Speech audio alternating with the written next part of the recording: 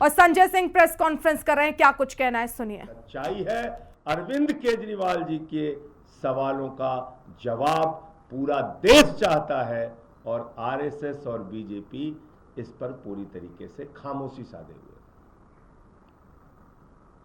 कोई बोल ही नहीं रहा। देश के सामने इतने बड़े प्रश्न अरविंद केजरीवाल जी ने रखे,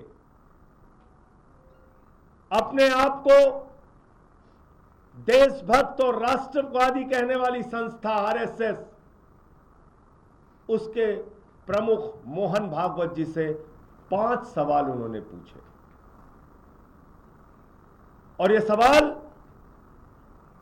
सिद्धांतों से जुड़े हुए हैं। सच्चाई है, अरविंद केजरीवाल जी के सवालों का जवाब पूरा देश चाहता है और आरएसएस और बीजेपी इस पर पूरी तरीके से खामोशी साधे हुए, कोई बोल ही नहीं रहा।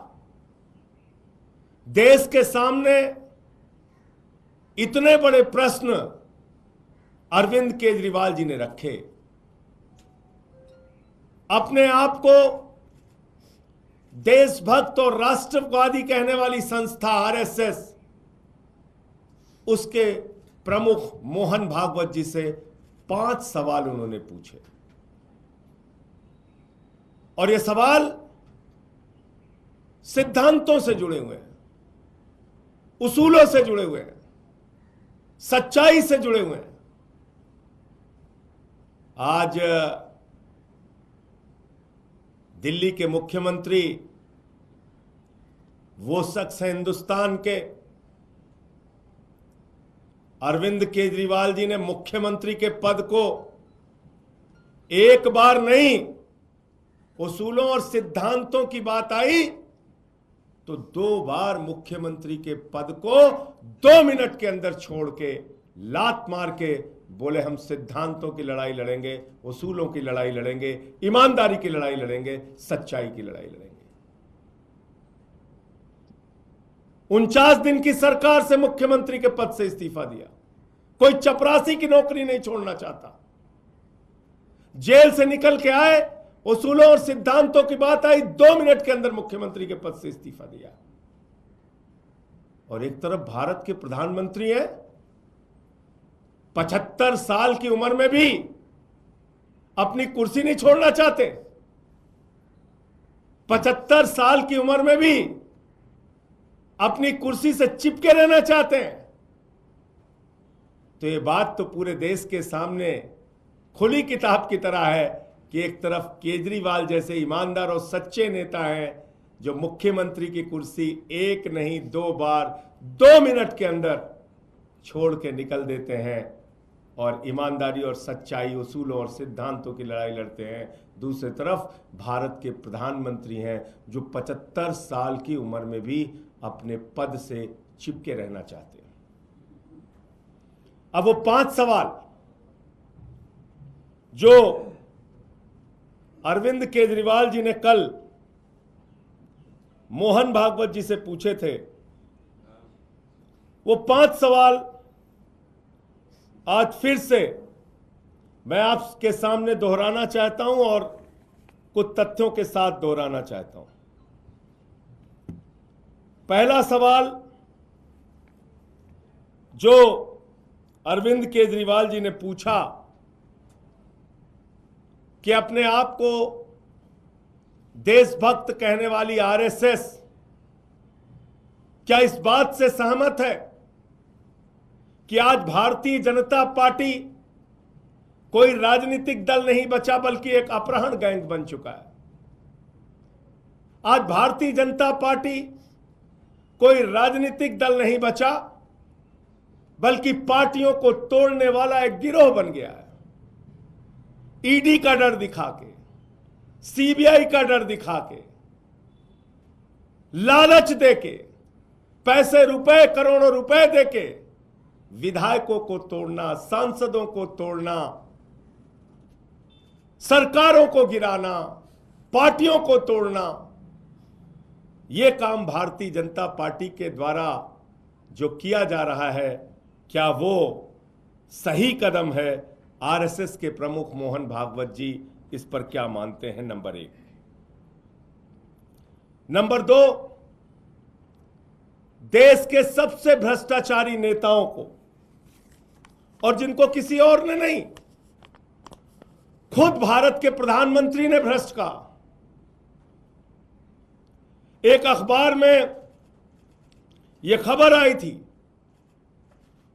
कि विपक्ष के 23 वो नेता जिन पर गंभीर भ्रष्टाचार के आरोप खुद भारतीय जनता पार्टी ने लगाए, उनको गले लगाया, अपनी पार्टी में शामिल किया और उनको क्लीन चिट दे दी। मोदी जी की वॉशिंग मशीन में वो धुलकर पाक साफ हो गए। तो दूसरा सवाल, जिन नेताओं को खुद मोदी और अमित शाह और भारतीय जनता पार्टी भ्रष्टाचारी बताती रही, उनके भ्रष्टाचार को लेकर चीखती रही, चिल्लाती रही, कार्रवाई की मांग करती रही, उन्हीं नेताओं को जिन पे 70 हजार करोड़ रुपए के भ्रष्टाचार के आरोप खुद प्रधानमंत्री ने लगाए, उनको अपनी पार्टी के अंदर शामिल कर लिया।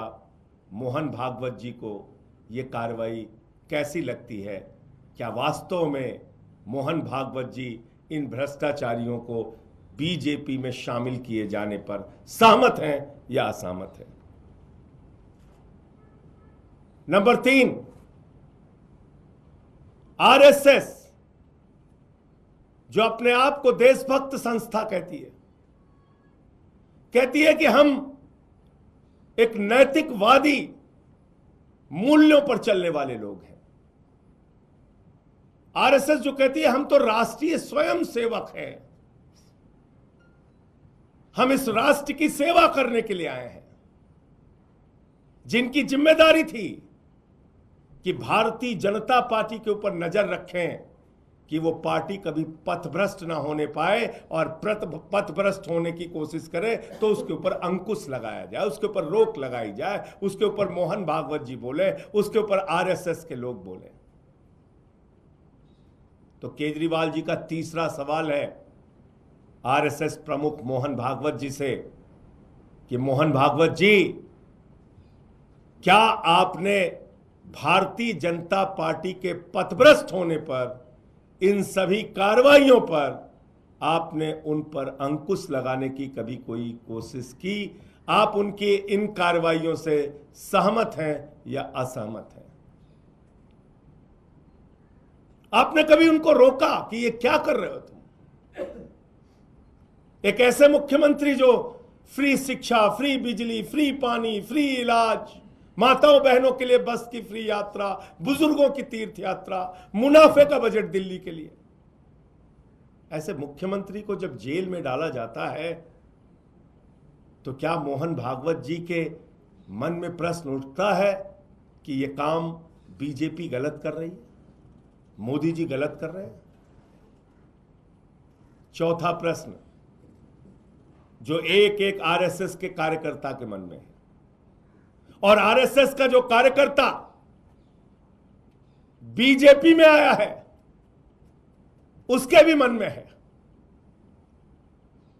और वो अपने आप को अपमानित महसूस कर रहे हैं। किस दबाव में बोल नहीं पा रहे नहीं मालूम,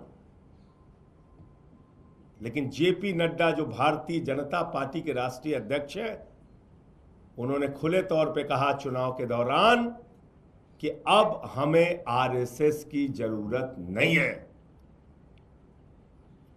तो क्या बेटा इतना बड़ा हो गया कि मां को आंखें दिखाने लगा? अपनी मातृ संस्था जिसकी कोख से बीजेपी पैदा हुई, उस आरएसएस को आंखें दिखाने का काम आज मोदी, जेपी नड्डा और अमित शाह कर रहे हैं। आरएसएस के प्रमुख को यह कही हुई बात कैसे लगी? उनके मन को ठेस पहुंची कि नहीं पहुंची? आरएसएस के कार्यकर्ताओं को ठेस पहुंची कि नहीं पहुंची? बीजेपी के अंदर जो आरएसएस से आए हुए लोग हैं उनके मन को ठेस पहुंची या नहीं पहुंची? चौथा सवाल मोहन भागवत जी से, दिल्ली के नेता, देश के नेता और पार्टी के राष्ट्रीय अध्यक्ष आदरणीय अरविंद केजरीवाल जी ने पूछा है। और पांचवा और अंतिम सवाल जो पूरा देश जानना चाहता है, जिसका जवाब पूरा देश सुनना चाहता है, और वो जवाब भारत के प्रधानमंत्री से भी सुनना चाहता है, आरएसएस के प्रमुख से भी सुनना चाहता है।